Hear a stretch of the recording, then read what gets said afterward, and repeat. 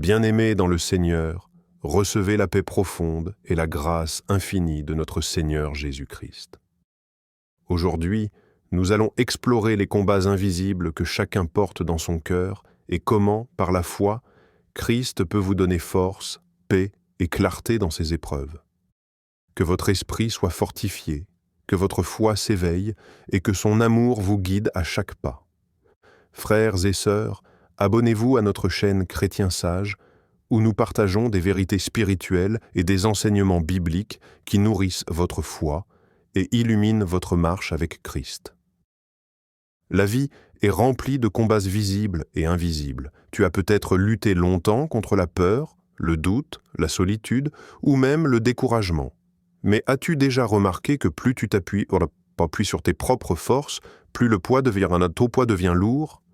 Venez à moi, vous tous qui êtes fatigués et chargés, et je vous donnerai du repos.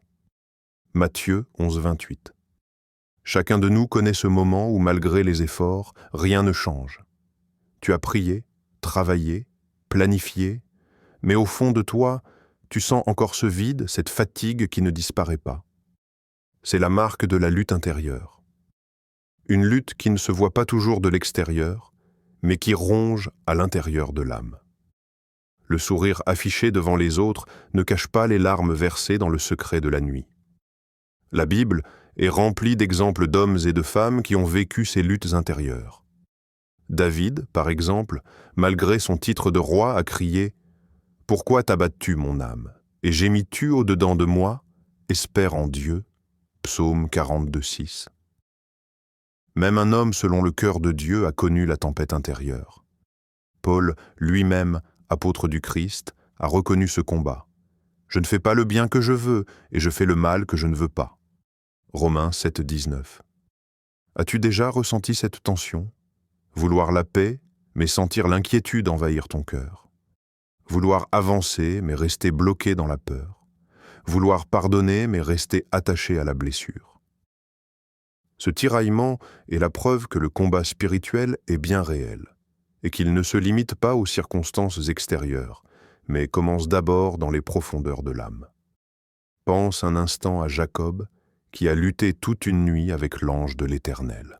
Genèse 32, 24 à 28. Cette lutte physique symbolisait une lutte intérieure bien plus profonde.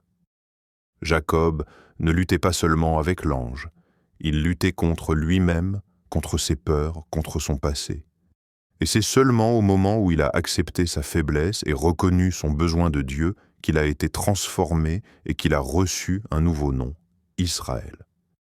Et toi, que caches-tu derrière tes forces apparentes? Peut-être continues-tu à sourire, à te montrer fort, mais au fond, tu sais que tu es fatigué de toujours tenir. Et si ton épuisement était justement l'appel de Dieu pour que tu cesses de lutter seul et que tu le laisses combattre pour toi? L'Éternel combattra pour vous, et vous, gardez le silence. Exode 14, 14. Cette parole a été donnée aux Israélites au bord de la mer Rouge, alors qu'ils étaient prisonniers de leur peur, face à un avenir incertain. Dieu ne leur a pas demandé plus d'efforts, mais de la confiance. La victoire ne dépendait plus de leur force, mais de leur abandon à Dieu. Bien-aimé, il se peut que ton plus grand combat aujourd'hui ne soit pas contre ton entourage, ni contre les circonstances de ta vie, mais contre cette voix intérieure qui te dit « Tu dois tout contrôler, tu dois tout porter ». Et si tu choisissais aujourd'hui de déposer ce poids? Et si tu croyais vraiment que Dieu est capable de porter ce que toi, tu ne peux plus? Il y a dans le cœur de l'homme une tentation constante, celle de vouloir tout contrôler. Nous faisons des plans, nous calculons nos pas, nous essayons de maîtriser chaque détail de notre vie. Mais souvent, plus nous cherchons à diriger par nos propres forces, plus nous découvrons notre incapacité. La vérité, c'est que nous ne sommes pas faits pour être nos propres maîtres. Nous avons été créés pour dépendre de Dieu. Confie-toi en l'Éternel de tout ton cœur et ne t'appuie pas sur ta sagesse, reconnais-le dans toutes tes voies et il aplanira tes sentiers. Proverbe 3, 5 à 6. L'histoire de Pierre illustre parfaitement cette réalité. Une nuit entière, il avait jeté ses filets sans rien attraper. L'expérience, la force et la volonté ne suffisaient pas. Mais au moment où Jésus lui dit « Avance en pleine eau et jetez vos filets pour pêcher » Luc 5,4, Pierre obéit malgré le doute. Le résultat fut une abondance si grande que ses filets menaçaient de se rompre. Le miracle n'est pas venu de ses efforts, mais de sa soumission à la parole de Jésus. N'est-ce pas la même chose pour nous? Nous multiplions les efforts, nous cherchons les solutions, et quand tout échoue, nous comprenons enfin que Dieu attendait que nous lâchions prise. Céder le contrôle à Dieu, ce n'est pas abandonner nos responsabilités, mais reconnaître nos limites. C'est dire « Seigneur, je fais ma part, mais je ne peux pas tout. J'ai besoin que toi, tu interviennes. » Regarde Abraham, Dieu lui avait promis une descendance. Mais lorsqu'il a voulu forcer les choses par ses propres moyens avec Agar, cela a créé douleur et division.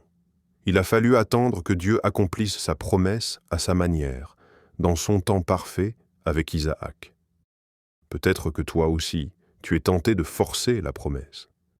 Tu veux voir le résultat maintenant, tu veux précipiter les choses. Mais parfois, Dieu nous demande d'attendre, non pas parce qu'il a oublié, mais parce que son plan est meilleur que le nôtre. Car mes pensées ne sont pas vos pensées, et vos voix ne sont pas mes voix, dit l'Éternel.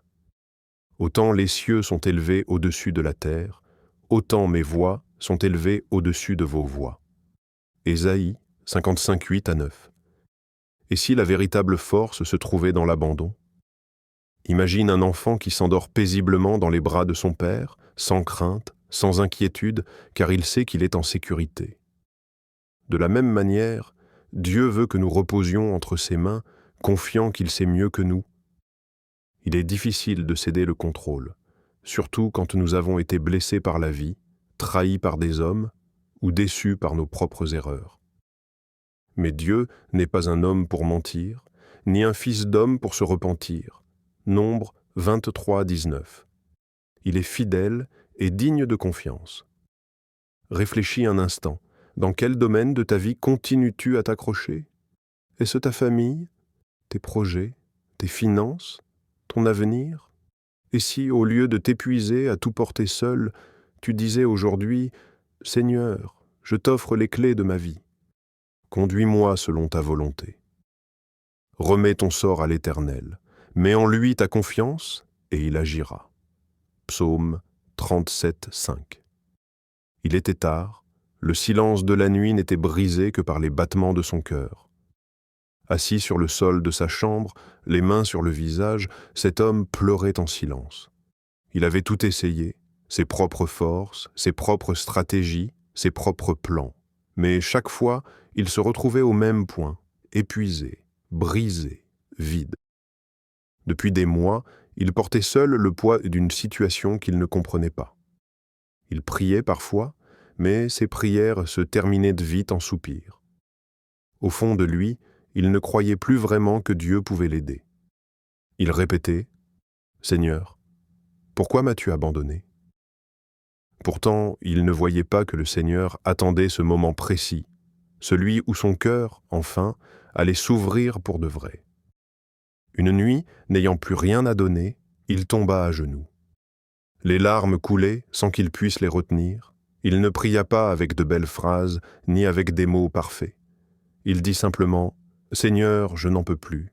Si tu existes vraiment, prends ma vie. Je t'abandonne tout. » C'était sa première prière sincère depuis longtemps. Ce qu'il ressentit alors, il ne l'avait jamais vécu auparavant. Un poids invisible se leva de ses épaules. Ce n'était pas que tous ses problèmes avaient disparu d'un coup, mais il sentit une paix qu'il ne comprenait pas. C'était comme si une main invisible avait essuyé ses larmes et murmuré à son cœur « Je suis avec toi ». Et la paix de Dieu, qui surpasse toute intelligence, gardera vos cœurs et vos pensées en Jésus-Christ. Philippiens 4, 7. À partir de ce jour, sa vie ne fut plus jamais la même. Non pas qu'il n'ait plus connu de difficultés, mais il n'était plus seul. Il avait trouvé une force qui ne venait pas de lui, mais de Dieu. Là où il tombait autrefois, il se relevait. Là où il doutait, il avait désormais l'espérance. Cette histoire, c'est celle d'un homme ordinaire, mais elle pourrait être la tienne. Car combien de fois avons-nous résisté avant de comprendre que nous n'avons pas été créés pour lutter seuls? Regarde Moïse. Il s'est enfui dans le désert, pensant que sa mission était impossible.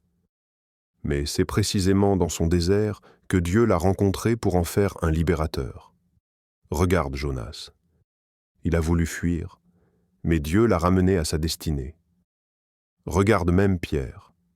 Il a renié Jésus, croyant que tout était perdu. Mais Jésus est revenu le chercher, pour faire de lui un roc pour l'Église. Ma grâce te suffit, car ma puissance s'accomplit dans la faiblesse. 2 Corinthiens 12, 9. Alors peut-être que ton histoire ressemble à celle de cet homme. Peut-être que toi aussi tu as beaucoup lutté. Mais écoute, Dieu ne t'abandonnera pas. Ton moment d'abandon peut devenir ton moment de transformation. Et ta prière simple, même si elle est faite avec des larmes, peut devenir le début d'une nouvelle vie. Céder le contrôle à Dieu n'est pas seulement une belle idée spirituelle. C'est une décision concrète, quotidienne, un style de vie. Beaucoup de personnes entendent « laisse Dieu agir », mais se demandent « comment faire concrètement ?» La Bible ne nous laisse pas sans réponse. Elle nous montre un chemin clair, accessible à tous ceux qui veulent vraiment marcher avec Dieu. Déchargez-vous sur lui de tous vos soucis, car lui-même prend soin de vous. 1 Pierre 5, 7. 1.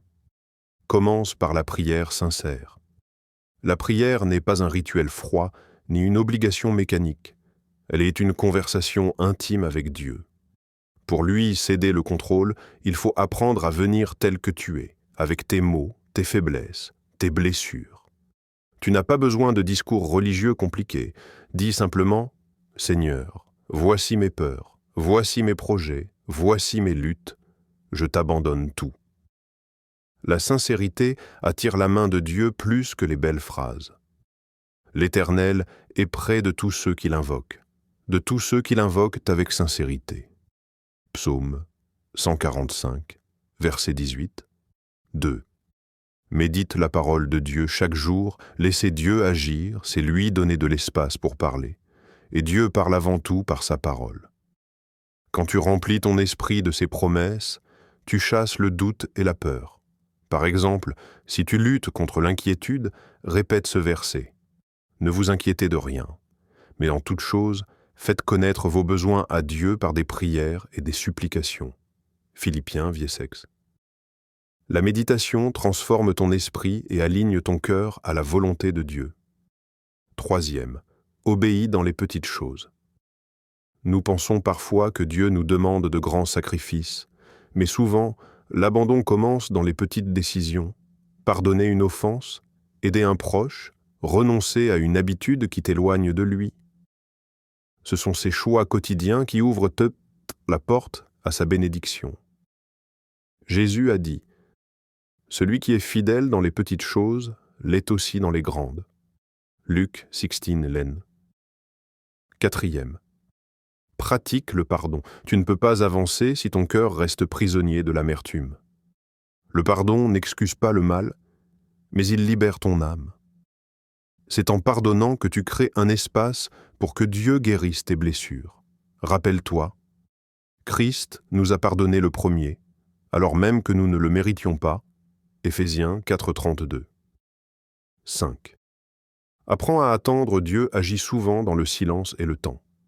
Mais dans notre impatience, nous essayons de forcer les choses.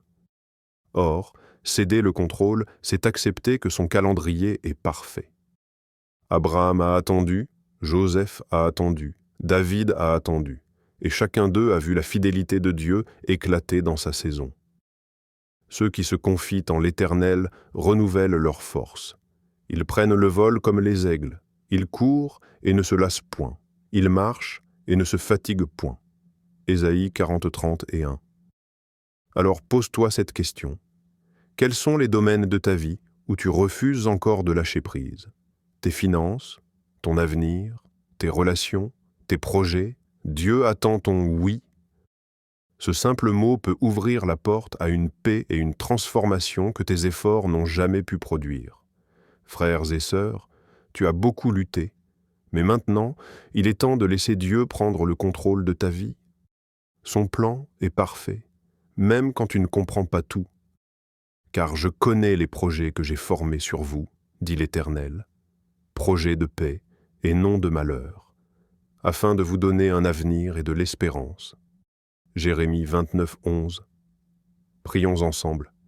Seigneur, je t'abandonne mes luttes, mes peines et mes projets. Prends le contrôle et dirige ma vie selon ta volonté parfaite. Enfin, si ce message a touché ton cœur, abonne-toi à notre chaîne Chrétien Sage pour continuer à recevoir des paroles de vie et de lumière.